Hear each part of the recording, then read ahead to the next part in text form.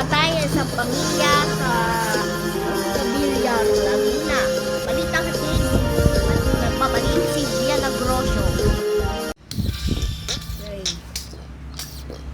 Dinatna ng mga pulis na duguan ng 4 na miyembro ng pamilya sa loob ng kanilang bahay sa Binyan, Laguna nitong Huwebes ng hapon. Dead on the spot ang mag-live-in partner at ang 10 taong gulang na anak na babae. Naitakbo pa sa ospital ang 11 anyos na anak na lalaki pero namatay rin ngayong Biyernes ng umaga. Ayon sa PNP, may nakarinig na nag-aaway ang mag-asawa at meron ding nagpaputok ng baril. Malapit po mga bata sa akin. Pag wala po yung mama niya, dyan po yan sa bahay. Napakasakit po talaga. Natagalan naman na makapasok sa bayan mga unang rumesponde dahil sarado umano ang gate nito. Sa inisyal na investigasyon ng Binyan, Laguna PNP bago pa magtalo ang suspect at ang kanyang ka-living partner, sinarado nga niya ang gate na ito kung kaya't hinihinalang plinano ang krimen.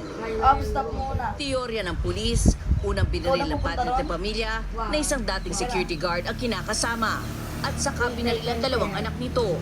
Itong si victim na nanay at yung suspect na kanyang kalibin ay before mangyari yung incident, ay meron nang narinig yung mga kapitbahay ng away at saka tapunan ng gamit at biglang may putukan.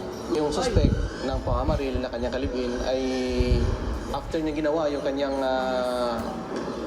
krimen ay napakamatay rin po doon mismo sa bahay nila.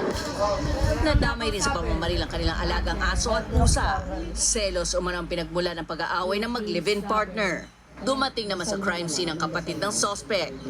Sana po, makatawag nila si Kuya.